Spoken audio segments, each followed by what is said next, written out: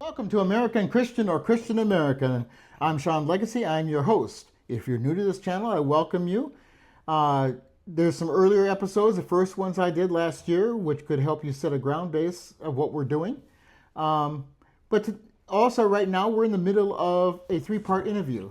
Now, before we go to that, would you hit the subscribe button, join the family, and also hit the like button if you like these videos.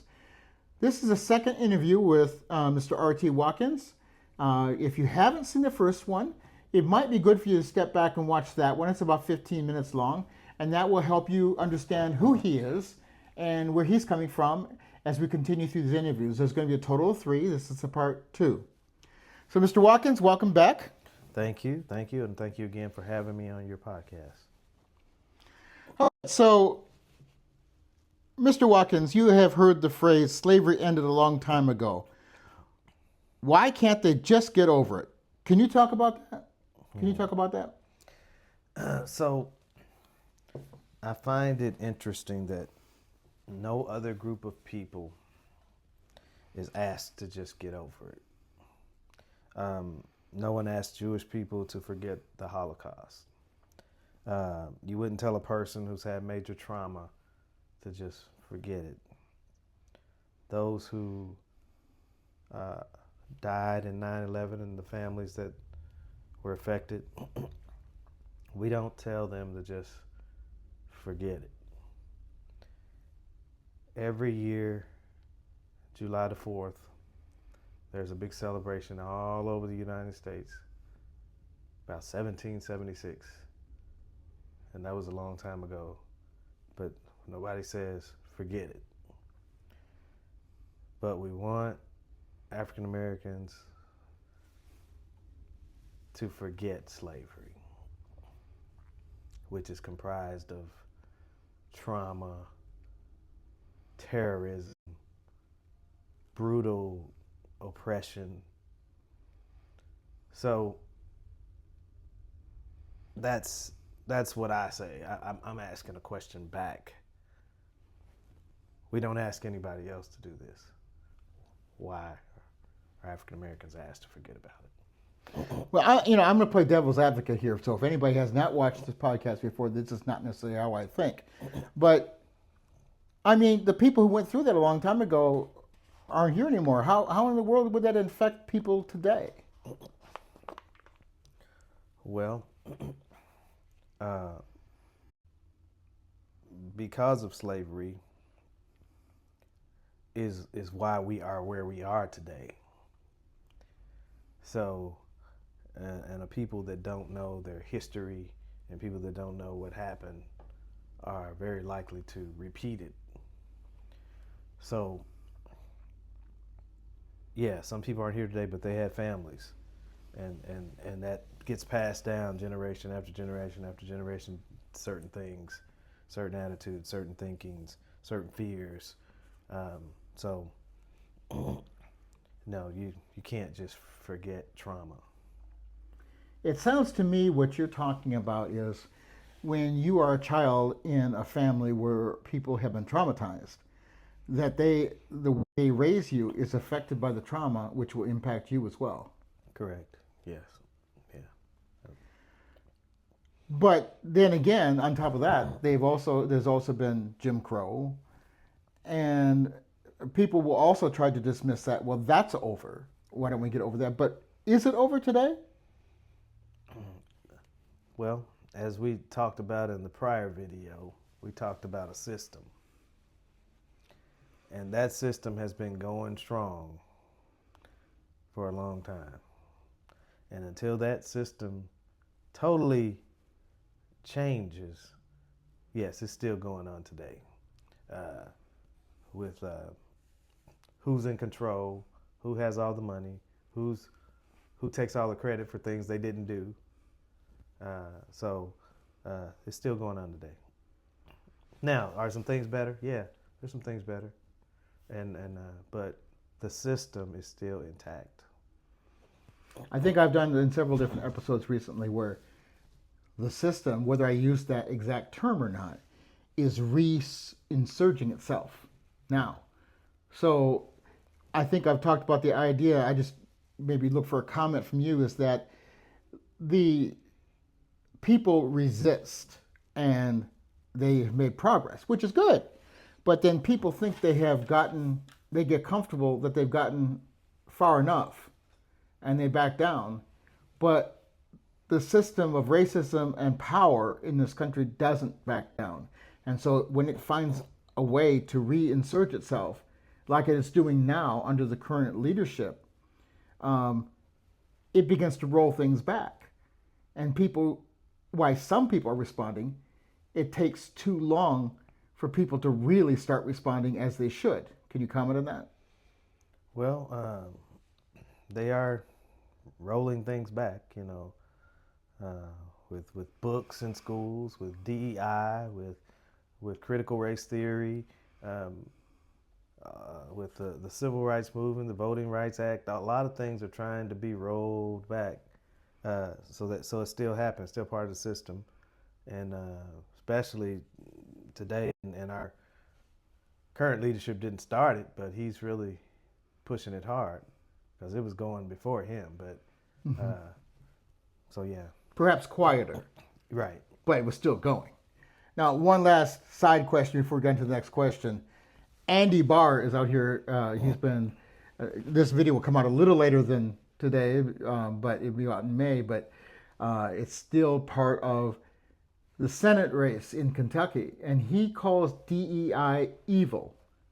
What would your response be to that?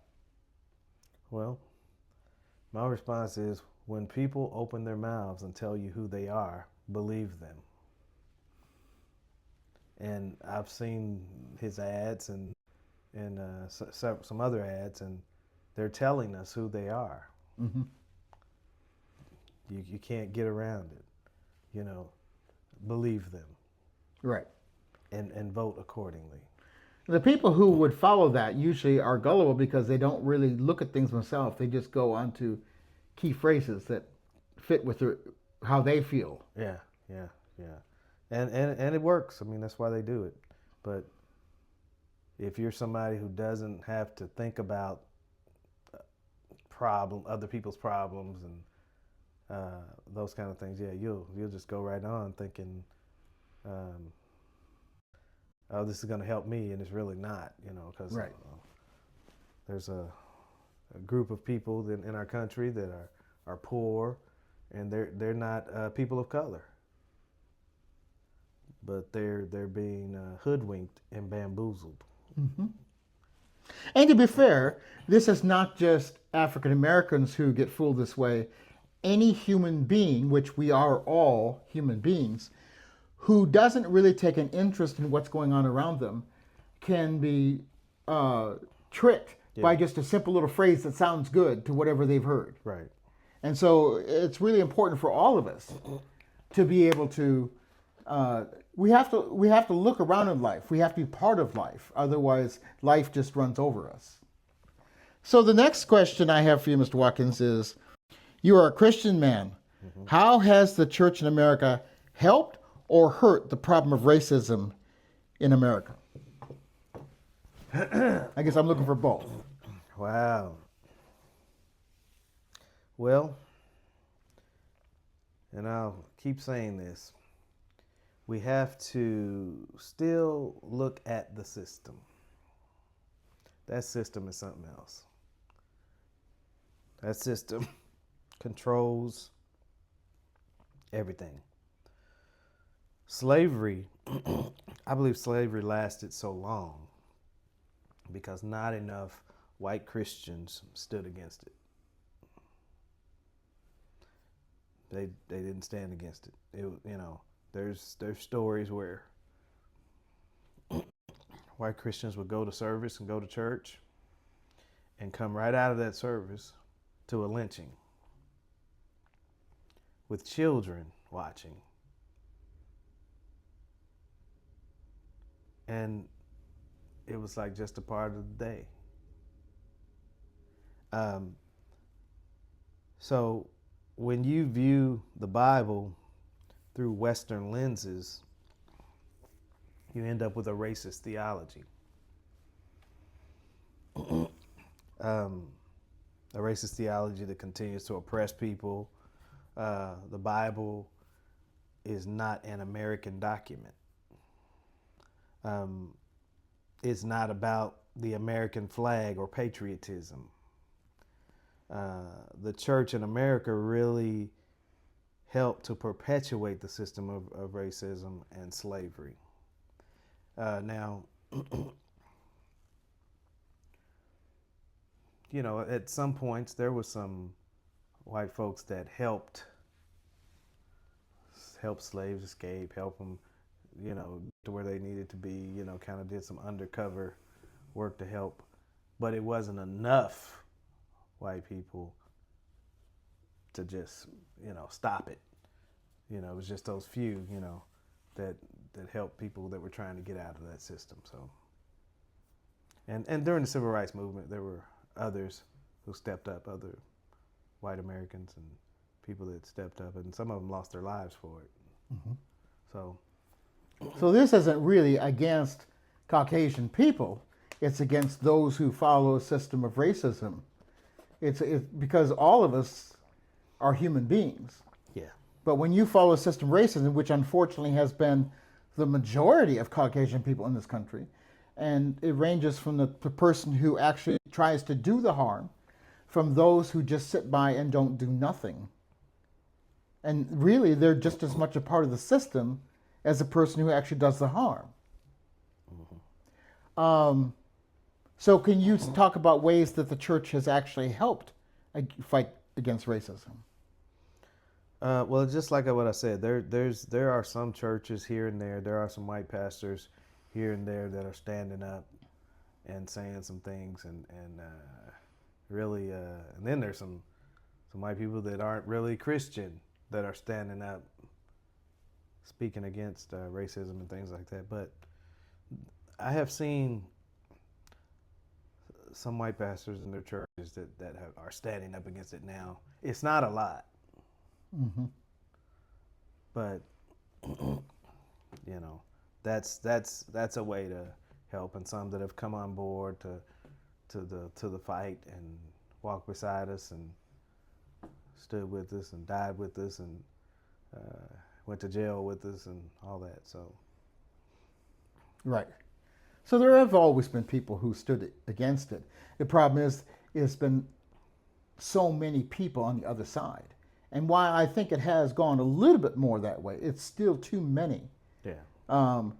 In fact, as I've looked over different videos and stuff like that, I've seen more white preachers who talked nonsense about racism and biblical history and things than I've seen the other way. Mm-hmm. That's not to discount those who stood up. The sad part is like you just mentioned, the fact that there are actually more people who are not going to church, who are not following God, who are speaking up against racism. And the thing is about Christian history is that what we have to understand, I tell people, don't judge being a follower of God by the history of the church in America. Because human beings many times take the word of God and instead of actually following it, they twist the meaning around for their own interest. And that's been the history throughout time. God is perfect, and God has a great plan because he loves all of us. But people will misuse that for their own agenda. And the history of this country has been about Christianity misusing that. And like you said, when a person can go to church and then go out to a lynching, something's wrong there. And I think one last thing I'll say about that, you talked about bringing their children. I've said that it's actually a form of child abuse because what they're doing is scarring this child's mind. They're away from any type of emotion, being compassionate towards this person.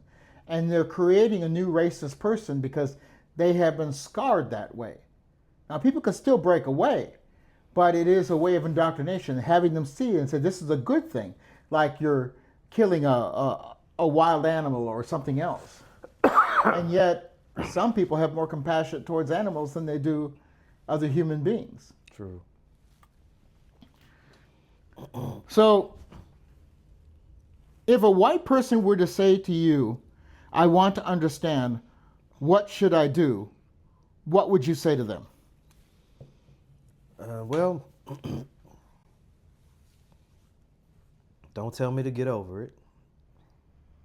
Don't tell me you're tired of hearing about it. If the biggest problem you have is hearing about it, you're doing good, because black folks have to live with it every day. So listen to the people who live with racism and injustice every day. Listen to them. Acknowledge that history has affected where we are today.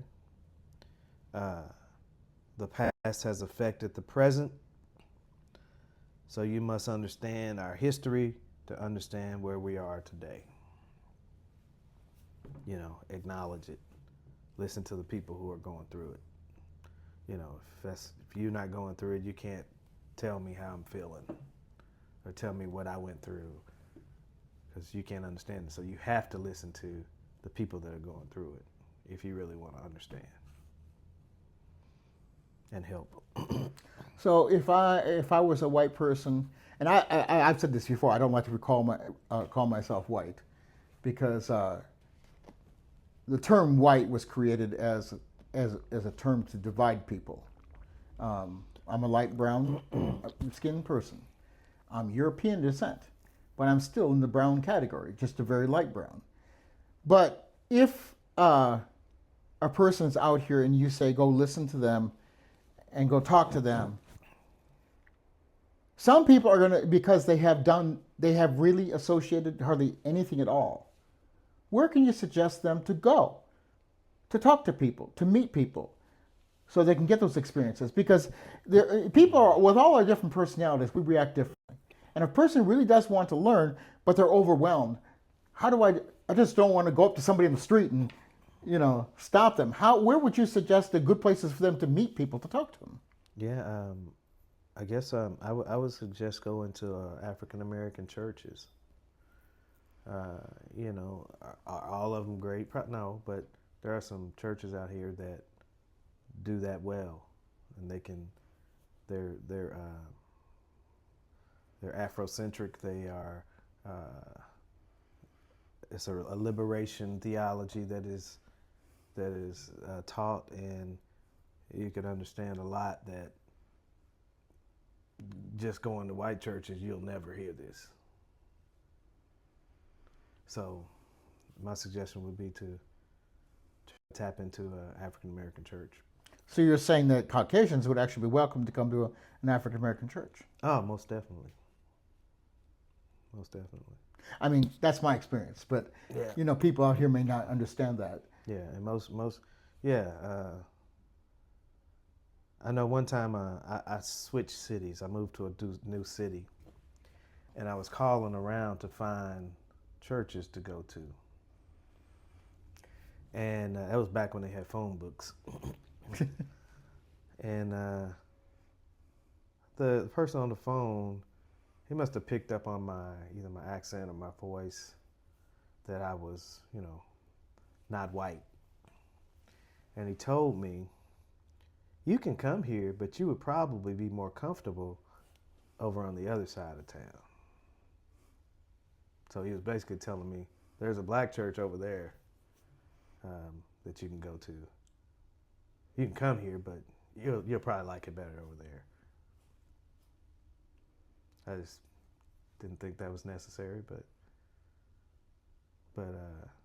so people can take it how they want. Well, you and I both know where you're talking about. It's not good to put that out there because people can change. Yeah. But from that same experience, because you and I have known each other for 41 years. Yes. And we met in the same area. So when I met you at this predominantly African American church, it was my first time going there. And now I didn't go there to learn a lot about African American history. I went there because the church was growing. That wasn't my mindset, but it was the beginning of a journey for me to learn a whole lot of things. Yeah. Again, I wasn't against it, but I also wasn't there for that purpose. Right. And but I remember several times I remember several times that I heard people come over to the church and made a comment that they have been to that particular church that you talked about and were told the same thing in some fashion or form. Now, I don't know of any instances, I never heard of an instance, where a Caucasian person would come into a black church and they would have been told that they might be more comfortable someplace else. Have you ever heard of that? No, not at all. And the thing is, yes, you're going to have to adapt to a point. But if you have the ability to do things and you want to be there, I found it to be very welcoming. And we're in predominantly white churches. And again, we're not talking about every church out here, but we're talking about a huge problem in the country is that people they're not going to change things for you. In fact, they're going to discourage you. And they were even going to talk down against the African American church. Not always, but many times. A lot of times they don't say what they actually think. Right. But it's happened too much. The thing is you're probably not going to change large groups, but as an individual, people can change. Yeah. If they want to. But I believed what the man said on the phone because the message was clear. So I went to the church he said I'd be more comfortable at, and I was. So, right. But not because of that. But it wasn't black or white. But they didn't have the stereotypes and racism going on at the African American church. So let me just add something to this. We're just going to clarify this. You and I have talked about it a lot. So why in the world did black people just go start their own churches anyway? Why didn't they just worship with white people? Well, they were not allowed. That would be a good reason. So they were not allowed, and that's the only reason the black church exists. Because the white church did not allow them to worship with them. So they started their own. And today, why don't they just go over, march over, and be part of the white church? Because it's in an unwritten sense, it's still not allowed. Now, I know of some churches that have merged, and one church in this city. It was a while ago. I don't know. I'm not sure how it's still going, but they tried it, and but there are some differences. But if you love the Lord, you should be able to get past anything. And if you're looking at the word in context and what it's really talking about, and not through an American lens and not through racism lenses, then but those things are happening, so that's why that system probably won't handle that. Right, exactly. And again, I'm playing devil's advocate here because I've talked about a lot of this stuff. But the other thing is, it's amazing to me, and of course, when you and I first met, I believed a lot of things that I've changed on. And a lot of it was innocence because I was a young person, you were a young person, we had different experiences, but I was just taught certain things and that's what I believed. And I'm a young person, I'm supposed to have older people to teach me these things. Yeah.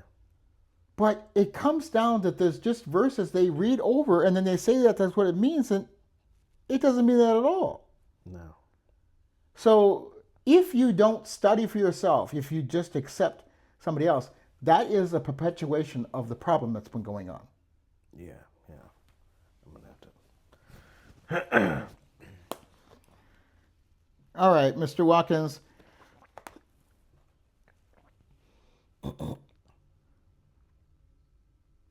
White culture has claimed that it's superiority. If that's not true, who is superior? Well, there's only one superior, and that's God. Black people aren't superior to white people. White people aren't superior to black people. But that's the narrative that has been taught, preached,